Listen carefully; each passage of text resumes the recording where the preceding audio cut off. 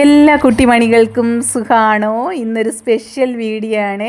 എല്ലാവരും സ്കിപ്പ് ചെയ്യാതെ കാണണം കേട്ടോ. നിങ്ങൾ കാണാനും കേൾക്കാനും ആഗ്രഹിച്ച ഒരുപാട് കാര്യങ്ങൾ ഞാൻ ഈ വീഡിയോയിൽ ഉൾപ്പെടുത്തിയിട്ടുണ്ട്.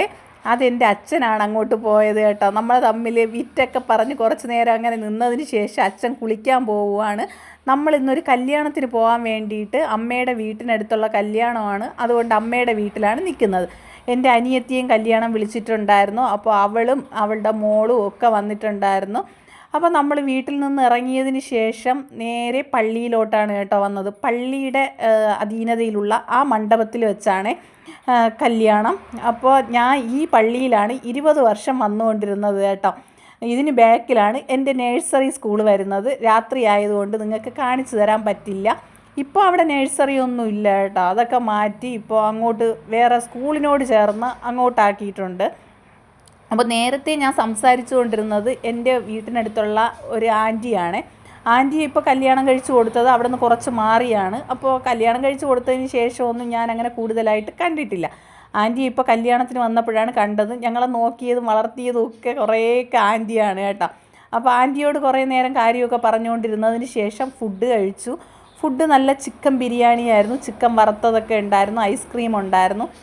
അത് കഴിച്ചതിന് ശേഷം ഞങ്ങൾ ഇവിടെ വന്നിരുന്ന് കാര്യം പറഞ്ഞുകൊണ്ടിരിക്കുകയാണ്. അപ്പോഴാണ് നമ്മുടെ വീട്ടിനടുത്തുള്ള വേറൊരു പയ്യനെ കണ്ടത്. അപ്പോൾ അവനോട് കാര്യങ്ങളൊക്കെ അന്വേഷിച്ച് അപ്പോൾ അവൻ പറഞ്ഞു സുഖമെന്നൊക്കെ പറഞ്ഞു. നമ്മളോട് ചോദിച്ചു സുഖമാണോ എന്ന് ചോദിച്ചു. നമ്മളും പറഞ്ഞു സുഖമാണെന്നൊക്കെ പറഞ്ഞു.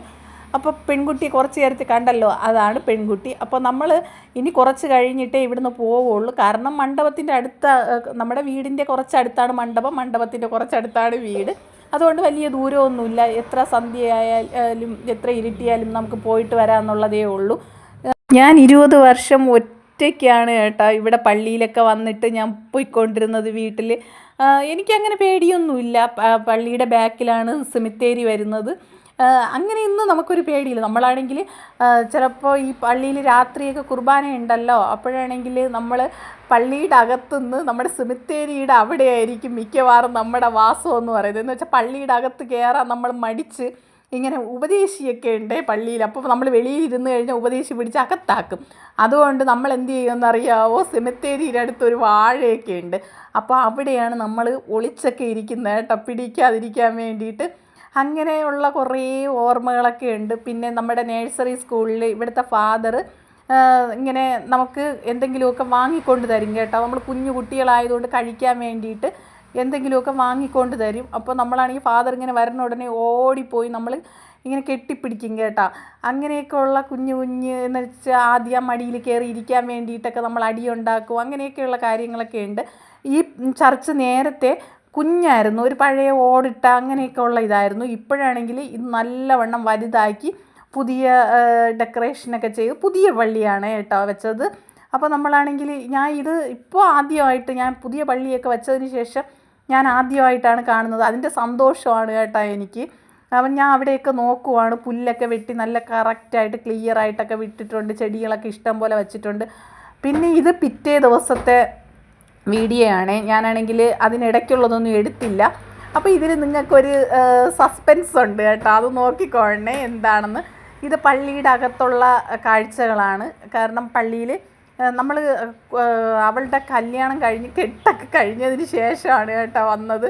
കാരണം എന്തെന്ന് പറഞ്ഞു കഴിഞ്ഞാൽ ഞാൻ ഇന്നൊരു എന്താ പറയുക, ഒരു സാഹസം കാണിച്ചിരിക്കുകയാണ്. അതാണ് പള്ളിയിൽ വരാൻ വേണ്ടിയിട്ട് താമസിച്ചത്. അത് എന്താണെന്നുള്ളത് നിങ്ങൾക്കറിയാം കേട്ടോ, ഇന്നത്തെ സ്പെഷ്യൽ കാര്യം എന്താണെന്നുള്ളത്.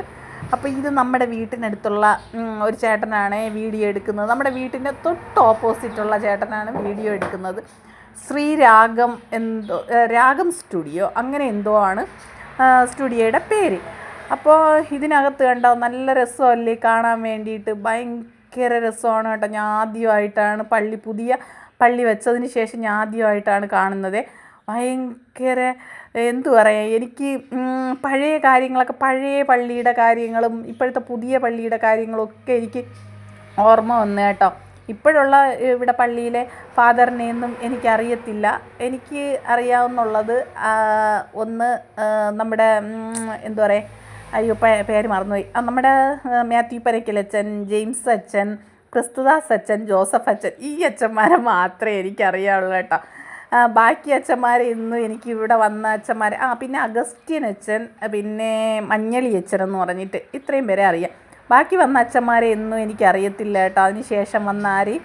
അപ്പോൾ പെൺകുട്ടി കെട്ടൊക്കെ കഴിഞ്ഞതിന് ശേഷം അവർ പിന്നെ ഈ തിരുവത്താഴം എന്ന് പറയും, ഈ നാവിലൊക്കെ വെച്ച് കൊടുക്കുന്നത് അറിയാവോ എന്തോ, നിങ്ങൾക്ക് അറിയാമെന്നുള്ളവർക്കറിയാം. അത് കഴിഞ്ഞിട്ട് അവർ കെട്ടൊക്കെ കഴിഞ്ഞതിന് ശേഷം പെണ്ണിനെയും ചെറുക്കനെയും നിർത്തി ഫോട്ടോയൊക്കെ എടുക്കുവാണ്.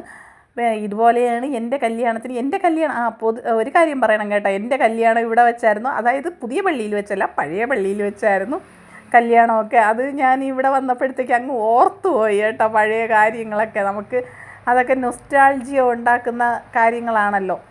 ഇത് കേക്ക് കട്ട് ചെയ്യുന്നതാണ്.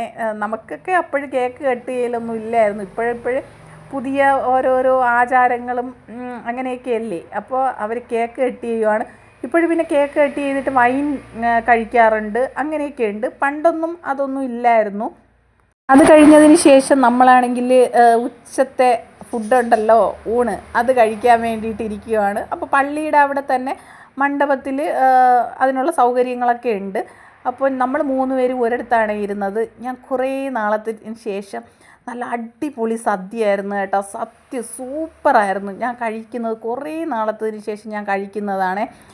ഞാൻ ഒന്നാമതേ ഈ സദ്യ കഴിക്കാൻ വേണ്ടിയിട്ട് ഉള്ള കാര്യം പറയാമല്ലോ, അതിന് വേണ്ടിയിട്ടാണ് ഞാൻ അന്ന് കല്യാണത്തിന് വന്നത്. അല്ലെങ്കിൽ ഞാൻ ഒരു കല്യാണങ്ങൾക്കും ഞാൻ ഒന്നുകിൽ തലേന്ന് പോവും. എൻ്റെ ബന്ധുക്കളുടെ കല്യാണമായാൽ പോലും ആൺവീടാണെങ്കിൽ അന്ന് വൈകുന്നേരം പോവും, പെൺവീടാണെങ്കിൽ തലേന്ന് പോവും.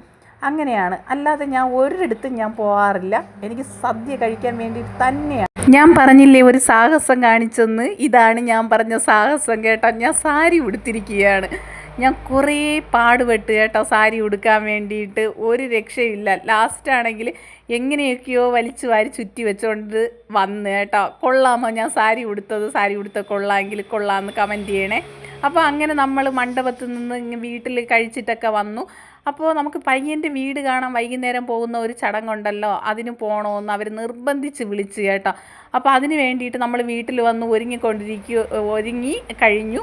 എന്നിട്ട് കിച്ചുവിനോട് വീഡിയോ എടുക്കാൻ പറഞ്ഞപ്പോൾ കിച്ചു എടുത്തു തന്നില്ല. അതുകൊണ്ട് ഞാനാണെങ്കിൽ ഇങ്ങനെ ദേഷ്യത്തിൽ ഇങ്ങനെ തിരിഞ്ഞൊക്കെ ഇരിക്കുവാണ്. അപ്പോഴാണെങ്കിൽ കിച്ചു പറഞ്ഞ് നേരെ ഇരി. ഞാൻ പറഞ്ഞു ഇല്ല, നിൻ്റെ കൂടെ കറക്റ്റായിട്ട് വീഡിയോ എടുക്കാൻ പറഞ്ഞിട്ട് നീ എടുത്തില്ല, ഇതിനിടയ്ക്കുള്ള വീഡിയോ ഒന്നും നീ എടുത്തിട്ടില്ല എന്ന് അങ്ങനെ പറഞ്ഞു കേട്ടോ. അപ്പോൾ നമ്മളാണെങ്കിൽ അവിടെ നിന്ന് നേരെ പെണ്ണിൻ്റെ വീട്ടിൽ ചെറുക്കൻ്റെ വീട്ടിൽ അങ്ങ് വീട് കാണാൻ പോയ വീഡിയോയൊന്നും ഇവളെടുത്തില്ല. അവിടെ ചെറുക്കൻ്റെ വീട്ടിലല്ലായിരുന്നു പാർട്ടി. അവർ നേരെ ഒരു ഹാളുണ്ടായിരുന്നു, ഒരു കമ്മ്യൂണിറ്റി ഹാളെന്ന് പറഞ്ഞിട്ട്. അപ്പോൾ അവിടെ വെച്ചായിരുന്നു കേട്ടോ പാർട്ടി. സൂപ്പർ ഫുഡായിരുന്നു, ഒന്നും പറയണ്ട, അത്രയ്ക്ക് ടേസ്റ്റായിരുന്നു. ഫ്രൂട്ട് സലാഡും പലതരം ഫ്രൂട്ട്സുകളും, പിന്നെ നമ്മുടെ കാറ്ററിംഗ് സർവീസായിരുന്നു കേട്ടോ. ബെറോട്ട, അപ്പം, പത്തിരി, പിന്നെ പുട്ട്, പിന്നെ ചിക്കൻ, ബീഫ്, പിന്നെ ചിക്കൻ പെരട്ട്, അങ്ങനെ ഒരുപാട് ഫുഡ് ഐറ്റംസ് ഉള്ള ഒരു സംഭവമായിരുന്നു കേട്ടോ. എനിക്ക് ഭയങ്കരമായിട്ട് ഇഷ്ടപ്പെട്ടു. ഐസ്ക്രീം ഉണ്ടായിരുന്നു. അപ്പോൾ ആർക്കെങ്കിലും നിങ്ങൾക്ക് ഓർഡർ ചെയ്യണമെന്നോ അങ്ങനെ എന്തെങ്കിലും നിങ്ങൾക്ക് അതിൻ്റെ ആവശ്യമുണ്ടെന്ന് തോന്നിക്കഴിഞ്ഞാൽ ആര്യാസ് കാറ്ററിംഗ് സർവീസാണ് കേട്ടോ. ഇതിൻ്റെ ഫോൺ നമ്പരും ഇതിൽ കൊടുത്തിട്ടുണ്ട്. ആർക്കെങ്കിലും അഥവാ താല്പര്യം ഉണ്ടെങ്കിൽ നിങ്ങൾക്ക് കോൺടാക്റ്റ് നമ്പറിൽ വിളിച്ച് ബന്ധപ്പെടാവുന്നതാണ്. ഇത് പരസ്യമൊന്നുമല്ല, ഞാനല്ലാതെ പറഞ്ഞു എന്നുള്ളതേ ഉള്ളൂ. കാരണം അത്രയ്ക്ക് സൂപ്പർ ഫുഡായിരുന്നതുകൊണ്ടാണ് ഞാൻ പറഞ്ഞത് കേട്ടോ. ചിലയിടത്തൊക്കെ ഞാൻ കഴിച്ചിട്ടുണ്ട്, അങ്ങനെ വലിയ ഒരു മെച്ചമൊന്നുമില്ല. അങ്ങനെ അപ്പോൾ അത് കഴിഞ്ഞതിന് ശേഷം നമ്മൾ ഇങ്ങനെ വെളിയിലൊക്കെ ഇറങ്ങി. ഞാൻ ഫുഡ് കഴിച്ചതിൻ്റെ വീഡിയോ ഒന്നും എടുത്തില്ല ഇവൾ. അപ്പോൾ അത് കഴിഞ്ഞതിന് ശേഷം വെളിയിലിറങ്ങിയപ്പോൾ ഐസ്ക്രീം, മറ്റേ ഇതുണ്ടല്ലോ വാഴയ്ക്ക ബജ്ജി, നല്ല ചൂട് ചായ, ഇതൊക്കെ ഉണ്ടായിരുന്നു. ഞാൻ കഴിച്ച് എൻ്റെ വയറ് ഫുള്ളായതുകൊണ്ടാണ് എനിക്കാണെങ്കിൽ പിന്നെ കഴിക്കാൻ തോന്നാത്തത്. അതുകൊണ്ട് പിന്നെ ഞാനാണെങ്കിൽ ഐസ്ക്രീം മാത്രമാണ് കേട്ടോ പിന്നെ എടുത്തത്. ഇതാണെങ്കിൽ നമ്മുടെ കമ്മ്യൂണിറ്റി ഹാളാണ്. ഇവിടെയും അതുപോലെ തന്നെയാണ്. നമ്മുടെ പാറശാല കുറുങ്കുട്ടി അവിടെയാണ് ഈ ഹാൾ വരുന്നത് കേട്ടോ.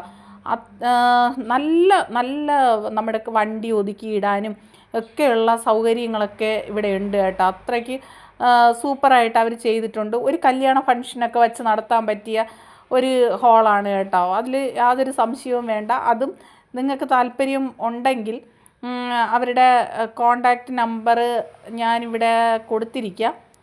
നിങ്ങളതിൽ ബന്ധപ്പെടുക. അത്രയും